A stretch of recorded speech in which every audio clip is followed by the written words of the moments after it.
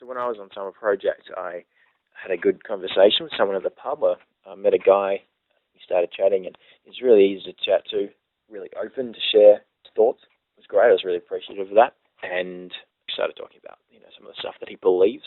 And basically, he very simply said, I just don't think about anything. Don't think about the future. I don't think about eternity. I don't think about what happens when I die. I don't really care. I just think about the present. I don't think about spirituality or any of that. So I thought that was a very interesting position, and we had a good chat about that.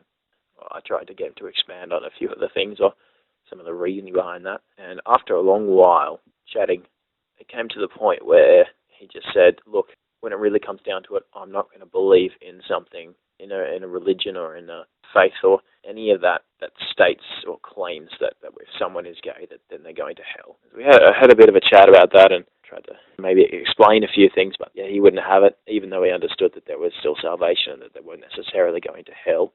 Even the fact that they claimed that homosexuality is wrong, then he wouldn't have none of that. Yeah, his best friend was gay, and I think that probably had a big part to play in such a strong position. But yeah, that was the end of it. Didn't get any more than that.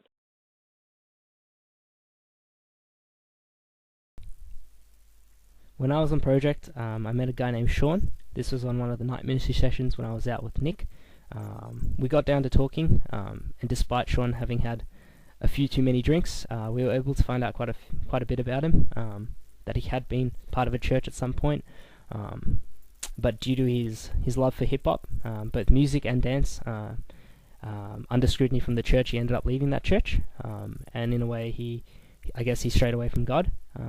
Despite all that, talking to him, it was quite clear that he had quite a good understanding of what it meant to be a Christian, and he understood who God was and what Jesus had done for him. But despite challenging him to give up drinking, he ended up going to a party after having a chat with us. Regardless, myself and Nick were quite encouraged from the conversation that there was someone here that who really did understand who God was, and despite making some bad decisions, it was clear to him that he knew what he had to do. So yeah, fast forward a couple months, he'd added me on Facebook, and we got down to chatting, and I was really able to talk to him about God and Bible, and a whole bunch of other stuff. And throughout the time after project, I'd seen a couple status updates on God and the Bible and some Bible verses. So once I started asking him about it, he told me that he'd got back to going to church with his sister, and he'd started reading his Bible again and joined a Bible study, and now the most amazing thing is now he's making Christian hip hop music. And he's got an album out and everything. So it's really amazing to see how I was able to partner with God along with Nick, and I'm sure a whole bunch of other situations and people along the way to help Sean come back to know God, and really be able to seek after him again fervently, and prioritize him in his life as a focal point. That's my story. When I was on summer projects, I was on one of the night outreaches, and I ended up talking to this one guy about relationships, sex before marriage, and that sort of fun stuff. But the guy was pretty smashed, yet we were able to have a really good conversation. He'd either gone to church or a Christian school, so he had an understanding of a Christian standpoint on this issue. But all of a sudden, out of nowhere, he broke down in tears, and he went on to share that he had a brain tumour a few years earlier, and the doctors had only given him about 5 to 10% chance of actually surviving.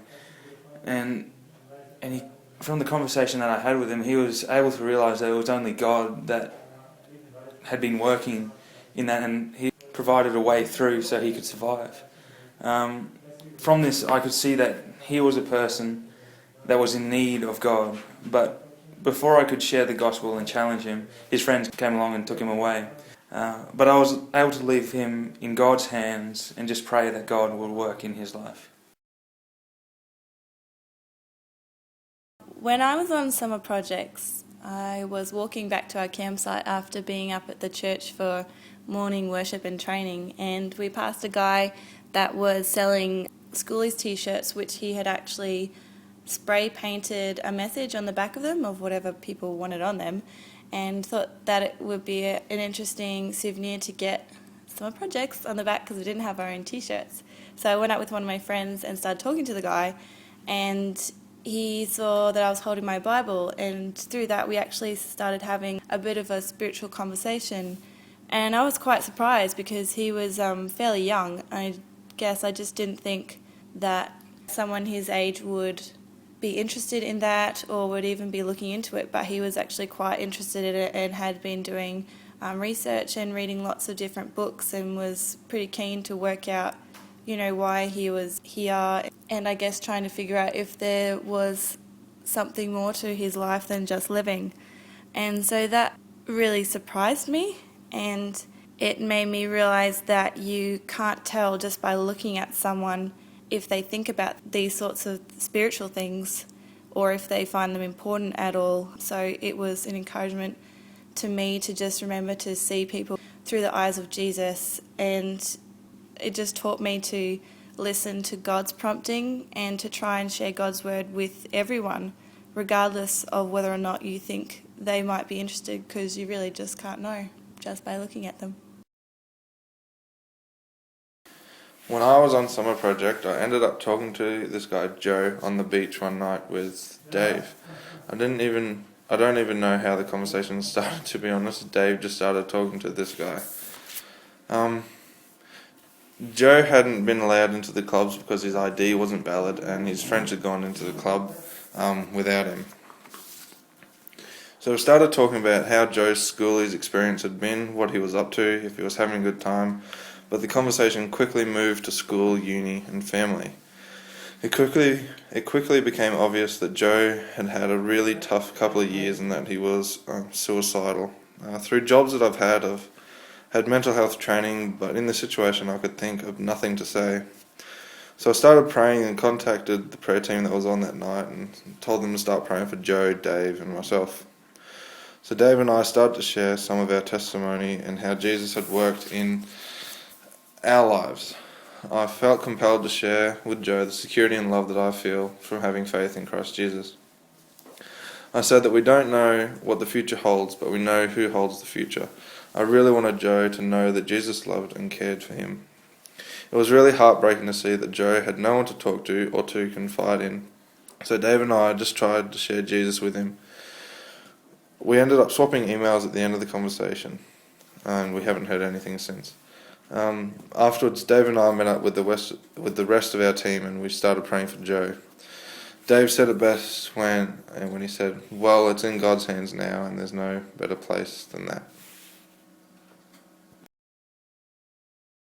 When I was on the summer project, I met one particular person that really stuck out to me. There was only about 15 more minutes left of the night before my team and I headed back and called it a night. All of us were feeling really weary and a little downcast as it had been a rough night. One of my teammates pointed out a girl sitting by herself and encouraged me to go speak with her. To be honest, I really didn't want to go. I was feeling exhausted and all I wanted to do was sleep. So I prayed up a quick plea for energy, enthusiasm, and for God to use me. And boy, did he answer that prayer immediately. After chatting with her for a bit, and having established that I was a Christian, she asked me to share the beliefs of Christianity with her. I was able to share the entire KGP with her, as well as my testimony. But when I finished, the look on her face was an angry one. I asked her if having a relationship with God was something that she would ever want. She answered that God had never been there for her, so why should she want a relationship with him? She shared with me how she had come to Australia by herself to study and had fallen in love with a guy. Later on, she had found out she was pregnant, but when she told her boyfriend, he abandoned her. When she called home to tell her family, they had been ashamed of her and told her they wanted nothing to do with her anymore. As she was telling me her story, she was crying openly. She shared how she had no options. She felt like she was alone and no one was there to help. She had an abortion that took place just a few weeks ago. She shared with me how it was something that she could never take back, that it would stay with her forever. And then she asked me, where was God then? I really had no idea what to say to her. More than anything else, I just wanted to give her a hug. And then I realized that that hug was what God wanted to give her, and he was doing so through me. So I apologized. I apologized that she had to go through something so rough, and that she had felt so alone and hurt. I told her I had no way of knowing the depth of her pain and her grief, and I thanked her for being open with me and sharing her story. She looked stunned. She thanked me. She told me that no one had ever said that before to her, and she'd never expected anyone to say anything like that, least of all a Christian. At the end of our conversation, she told me that maybe there was more to Christianity than she had originally thought, and we parted. She had not given me any of her contact details nor accepted mine, but she had felt God's love for her that night, and I had felt honored to have been the ambassador of God's love, to be used in such a powerful and loving way by such a powerful and loving Creator.